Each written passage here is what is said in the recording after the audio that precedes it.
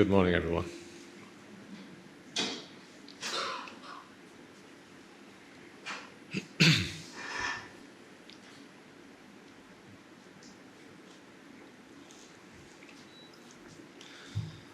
We're all here to put our human lives into good use, aren't we? That is what we're here for. The more you understand this, the more these meetings, these sessions, these get-togethers will make sense to you. And the more productive they'll become for you. Very few human beings have ever understood the value of human life. It is such a plight. It is a sorry state of affairs. They're born, they live, and then they all die. Most of them don't accept that they have to go through this thing time and time and time again. Some do, some don't.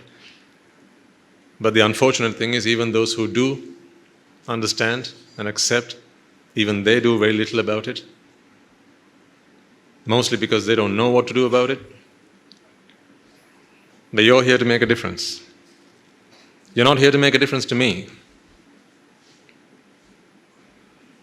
You're here to make a difference in your own lives. The one thing that will remain with you at the end of all this, when everything is said and done, this is all that will remain, ladies and gentlemen, I promise you. Mark my words. All else that you've built, they'll all crumble. They'll all perish with you. Anything that you think belongs to you will die with you. Because after all you think that belongs to you is only in your own thoughts. Nothing really belongs to you. It's just what you think belongs to you. So what you think belongs to you will die with you, won't it? Speak to someone who's got dementia. I used to work with those patients in my younger years. When I wanted to do medicine once, they wanted to have some experience under my belt. You need to convince the universities that you're cut out for the job. So I went and worked some time in a care home. I think I've shared some of these stories with you in the past. And there, I realized what life was. People who had everything to their name. The well-off, the well-to-do, the affluent. This is not here. It was in a country where everyone wants to be. The country of promise. And yet, when Frank got dementia, although before contracting it, he was well known, he was very respected. He himself was a doctor. He had a lot of property to his name. He had a large family. Everything going for him. Children. But when he got dementia, I remember him. But he couldn't remember that he was the same person that came to wash him and clean him and feed him the previous day. Every day he would greet me like he'd never seen me before. So the first 5 minutes of my encounter with him every morning would be me introducing myself to him. Ask Frank how much he has. He doesn't even have his name to himself. I have to remind him he's Frank.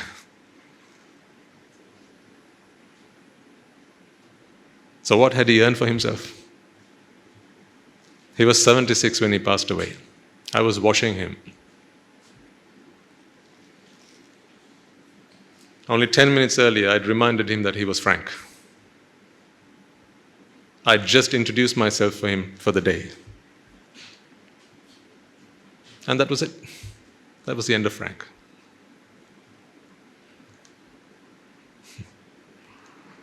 I'm trying to save you from that inevitable end, ladies and gentlemen.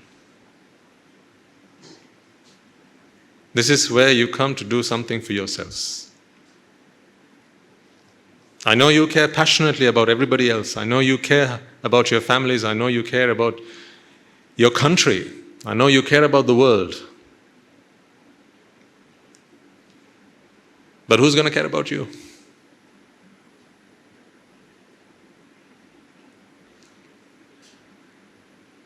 So don't ever make yourself think or feel that, these Sunday mornings are just a waste of time. Because if you do that, that will be the most regretful choice you've ever made. That I can tell you with confidence. Not because it is I who come here and do these talks. I'm not here for a follower base. I'm not here for subscribers. I'm not here for anything. I don't even know what you offer me. Every worship you come and lay down at my feet, I go, as soon as I get back to the monastery, I take my prayer mat with me and go and meet my teacher. I get down on my knees and offer all of those prayers to him and those worships, because they don't belong to me. I am who my teacher has made me. I was not always like this. If you'd seen me in a pair of trousers and a short and a shirt, you'd never worship me, would you? What for? If I used to share the things with you that I used to know, you'd never regard me at all.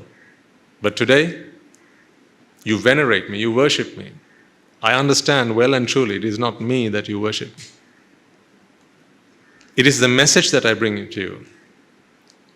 So I know from whom I learned this message. It is from my teacher, and he from his teacher, and he from his teacher, and so on, until we come across a great teacher. That is why he is our teacher. He is the master.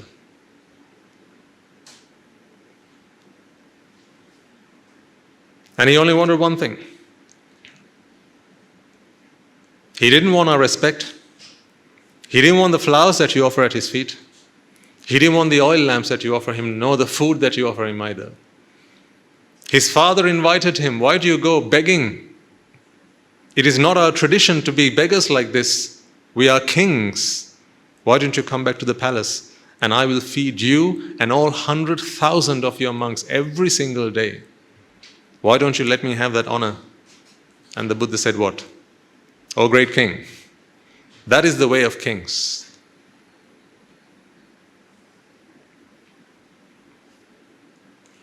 But now, I'm no longer a king of lands. I'm not a king to people. I'm only a king of hearts. Our way is the way of the Buddhas. We take ourselves where we have to serve, where people need us. See, all he thought about was all of us. We owe it to him, ladies and gentlemen, to save ourselves. We owe it to him. You owe it to your parents to save yourselves. You owe it to your teachers to save yourselves. You owe it to anyone and everyone who did whatever they could for your benefit, on your regard. You owe it to them to save yourselves, to exonerate yourselves, to free yourselves, to liberate yourselves. And that is why you come here. So bring yourselves here with purpose. This is all that will matter in the end, I promise you. Remember the other day I told you, as parents, you've got to be very careful, because this is one of the greatest bonds that you will struggle with right till the very end. In your last moments,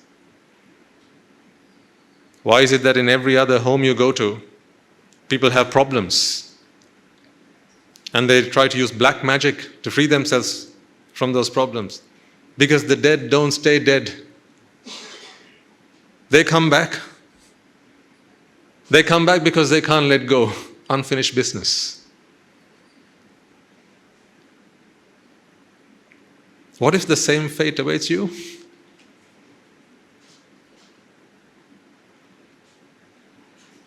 Whatever you leave unfinished, you will have to come back to finish. The Buddha doesn't come back. The great Arahants, they don't come back. They don't return because their job was done. Job finished.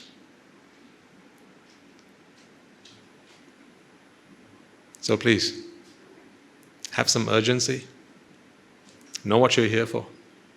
come here with purpose. And I know you do. This is the thing, this is always a catch-22. The people who need to hear it are not here. It's always the way it is, isn't it? You give a talk to people, and you tell them why they should be here, they're already there. It is those who are not here who have to hear these words, but hey, they're not here. But when will they ever? You're all great men and women. You've done so much for everybody else. Now's the time to do something for yourselves. Time's ticking. You're not going to hear that tick-tock every day. Whatever you're waiting for, you're also waiting for something else. I often remind our listeners, when you're waiting for the bus, remember you're not just the bus you're waiting for. Death is coming as well. When you're at the office waiting for your next interview or your next meeting to turn up, it's not just that you're waiting for. Because whatever you're waiting for that and death. And this will come. Death is not something to be fearful of. Death is something for us to do something about, so that we don't have to fail in the face of death. Maybe there's someone that was here last week who's not here this week because their time was up.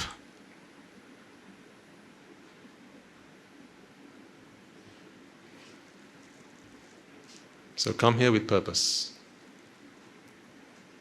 This is the only thing that will matter at the end. Not a penny in the bank you can take with you.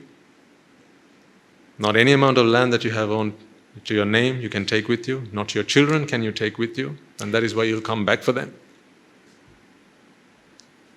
People sometimes come and share with me stories about how they've moved into a new home, a new house, and then there's trouble. The previous owners, they're now dead, but they come back. And then they cause all sorts of havoc.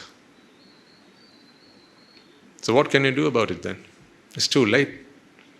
You can chase them away. Bring black magic, whatever, bring a kataria, you can chase them away. But what about them? Who's going to talk to them? Who's going to save them? It's too late for them, isn't it? I know, there are those people who make offerings. Sometimes they go to the temple, make offerings, and you ask them, "Sir, why is it that you come to the temple trying to make an offering?" "Because my dead parents, they won't stay dead. They keep coming back. They're troubling my children. There's always a foul smell at home. We don't know why."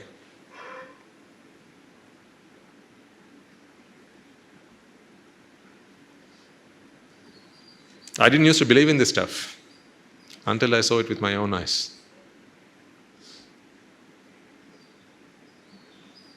I didn't used to believe in this stuff. Now I understand that there is more than what meets the eye. So I'm no longer a fool to only say, what is out there, I must be able to see. There is lots more, ladies and gentlemen. The more I learn, the more I understand, the more I realize how much I don't know. I used to think that, the things I knew were a lot, but today I realize the things that I know I can fill a book with, but the things I don't know I can fill a whole library up with. There's so much that we don't know. And the pitiful thing is, much of it is what is going to happen to us if we don't do something about ourselves.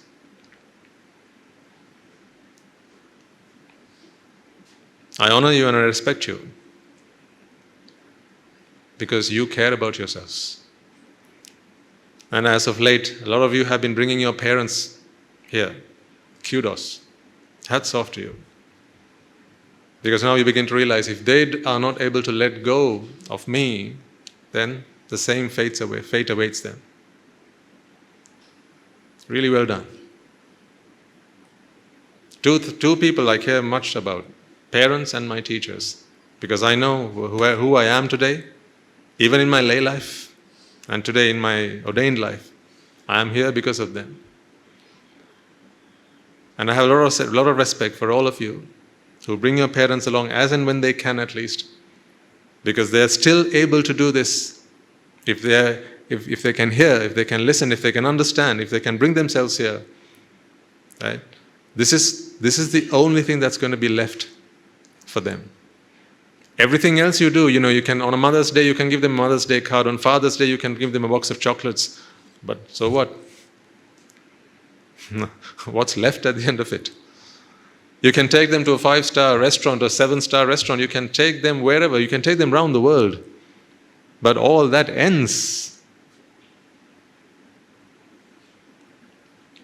What if you can give them something that is timeless?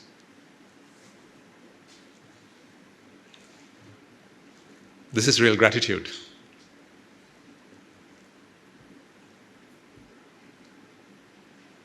So well done to all of you, especially those who can and therefore do bring their parents along in the hope that they can get something from these talks. And even if it is their last few years, because it's never too late for this, ladies and gentlemen, it's never too late. It's only too late when you've given up, not else. So even if you have to bring your parents here and they need a hearing aid to listen to what I have to say, that's still okay. It's not too late. But there are those members in my family, my grandmother, it's too late for her. She can't hear a word I say. It's too late. Because it was too late by the time I discovered the Dhamma. So I can't help her now. But you can.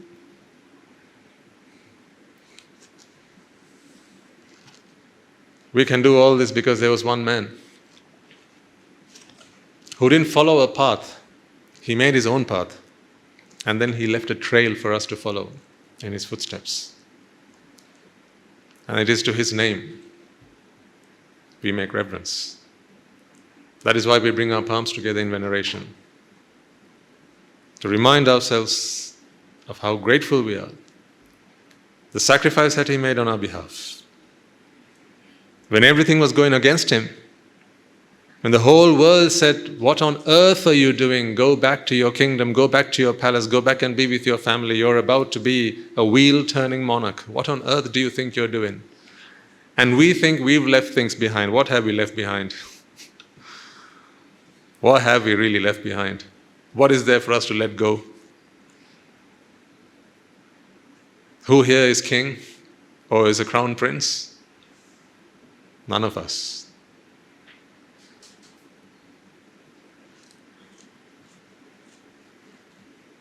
That's why we owe it to him. We honestly do. We really do. We owe it to him. So for his sake as much as ours, let us ensure that we do the best we can. All I ask from you, ladies and gentlemen, is do your 100%. Not your 99%. I'm not happy with that. Do your 100%. Your 100 does not need to be my 100. It does not need to be the 100 of the person sat next to you, but do your 100%. If you're doing something, do it fully. Do it to the best you can. Do your best and then some. I always say this. Do the best you can. In every other facet of life, you do the best you can, don't you? That's why in here we'll have engineers, doctors, teachers, lawyers. In the pinnacle of your careers, you'll all have achieved that, or you're on the way to that. If you've done business, then you've become a well-known, a renowned businessman. If you're a doctor, then you've become a very respected, a well-regarded doctor. If you're a teacher, the same goes. But what about yourselves? If you want to reach the pinnacle of self-service, in other words, freeing yourselves and liberating yourselves, achieving ultimate bliss, then there's only one achievement that you can aim for, and that is the bliss of Nibbana. Make use of your good lives, ladies and gentlemen, because if you don't, someone else will. What you don't realize is that is what's happening to you right now. You are all born with precious life. This is a precious human life. If you don't put it to good use, if you don't have a plan for your life, someone else will. That's why when you sit in front of a television, someone else is making use of your human life. All they have to do is put something into your heads, and then you will go working your socks off, trying to earn the money to buy the things that they want to sell to you. That is what you do. Sometimes you later regret, why on earth did I make these choices? I didn't even want them in the first place. And then you take the receipt and have a look at it and say, no returns, no refunds. It's too late now. Have a plan for life. And in this plan, you should not just feature your professional life, because I think that you specialize in. That's good. Good. It's not just your educational life. It's not just your family life. Not just your health. I'm talking about you. When everything else is put to a side, you and you alone. Have a plan for that. Because it is only that plan that will see you through well. Everything else will just fall apart. So that is what you're here for. So remember, you're not doing me a favor by coming here. You're not doing the school a favor by coming here. In fact, if we weren't here today, they'll probably be using these facilities for something else. So we're not doing anyone a favor by coming here. We're doing ourselves a favor. So that's what we're here for.